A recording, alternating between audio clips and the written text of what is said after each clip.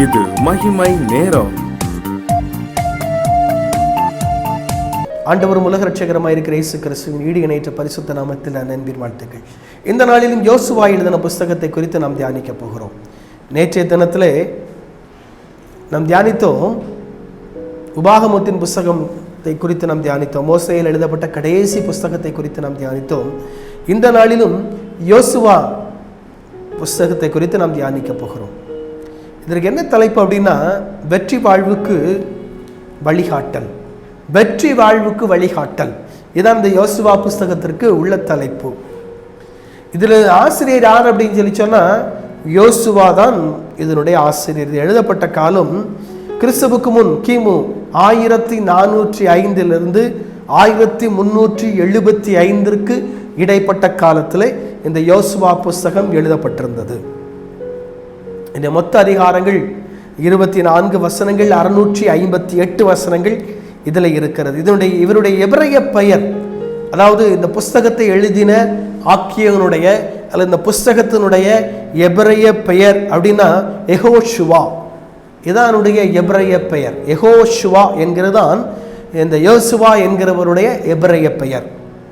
இதில் நாம் 3 மிக முக்கியமான காரியங்களை, மூன்று முக்கியமான சம்பவங்களை இந்த புஸ்தகத்திலிருந்து நாம் பார்க்கிறோம். ஒன்று அப்படின்னா எரிகோவை பிடித்தல். இஸ்ரவேல் ஜனங்கள் எரிகோவை பிடிக்கும்படியாக முதல்ல வேவு பார்க்க ஆட்களை அனுப்பினார். வேவு பார்த்துட்டு வந்துடுறாங்க. பின்பதாக எரிகோவை பிடிக்கும்படியாக அவர்கள் கடந்து போகிறார்கள். இந்த பட்டணம் மகாபெரிய பட்டணம். இந்த பட்டணம், அந்த பட்டணத்தினுடைய அலங்கத்தின் மேல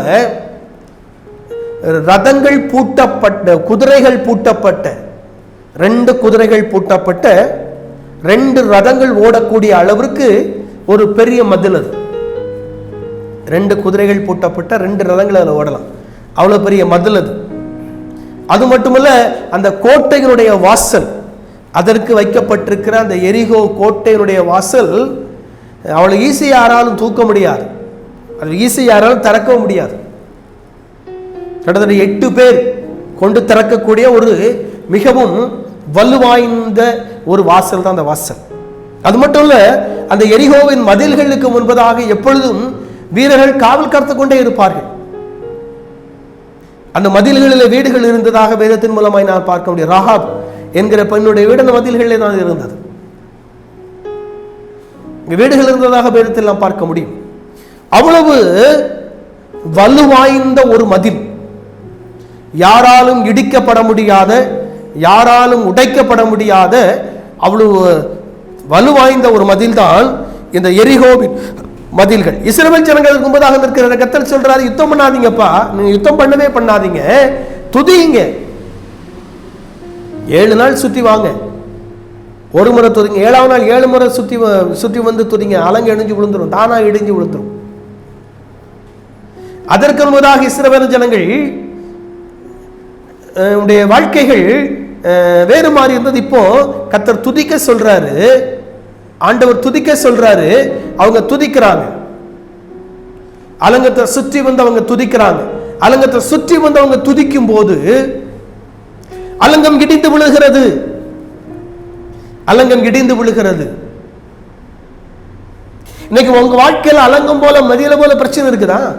டோன்ட் வரி, கவலைப்படாதீங்க. பிரச்சனை ஒரு கரையில் இருக்கத்தான் செய்யும், போராட்டம் ஒரு கரையில தான் இருக்கத்தான் செய்யும். அதை பார்க்காதீங்க. பிரச்சனை மத்தியில, போராட்டத்தின் மத்தியில கர்த்தர் இருக்கிறாரே, அதை பாருங்க. பிரச்சனை விட கர்த்தர் பெரியவர். பிரச்சனை விட கர்த்தர் பெரியவர். இரண்டாவதாக, இங்க இஸ்ரவேல் ஜனங்கள் இந்த அதிகாரத்தில் சொல்லப்பட்டு கானானை சுதந்தரிக்கும்படியாக ஆயத்தம் பண்ணப்படுகிறார்கள். கானானை சுதந்தரித்துக் கொள்ளும்படியாக ஆயத்தம் இங்கே இந்த யோசுவா எழுதின புஸ்தகத்திலே நடக்கிறது. மூன்றாவதாக, கானானை பங்கிடுவதற்கான காரியம், கானானை பங்கிடுகிறதான காரியம் இங்கே நடக்கிறது. கானானை பங்கிடுவதற்கான காரியம் இங்கே நடக்கிறது. இந்த 3 காரியத்தை இந்த புஸ்தகத்திலே நாம் பார்க்கிறோம். இன்னைக்கு நம்முடைய வாழ்க்கையிலும் நம்முடைய அனுபவங்கள் எப்படி இருக்கிறது என்று சொல்லி யோசித்து பார்க்க வேண்டும். நம்முடைய அனுபவம், சூழ்நிலை எப்படி இருக்கு? கர்த்தரை விசுவாசிக்கிறோமா? விசுவாசிச்சா அலங்கம் போல மதில்கள் இடியும், கர்த்தர் மாற்றுவார். தலைகள் தாத்தி ஜெபிப்போம். அன்பின் ஆண்டவரே, எங்களுடைய வாழ்க்கையில் அலங்கம் போல பிரச்சனைகள் இருந்தால் கர்த்தருடைய ஆவியானது மாற்றி போடுவீராக. நீ மாற்றி போட போகிற அப்படின்னா இயேசு கிறிஸ்துவின் நாமத்தில் ஜெபிக்கிறோம் பிதாவே, ஆமென்.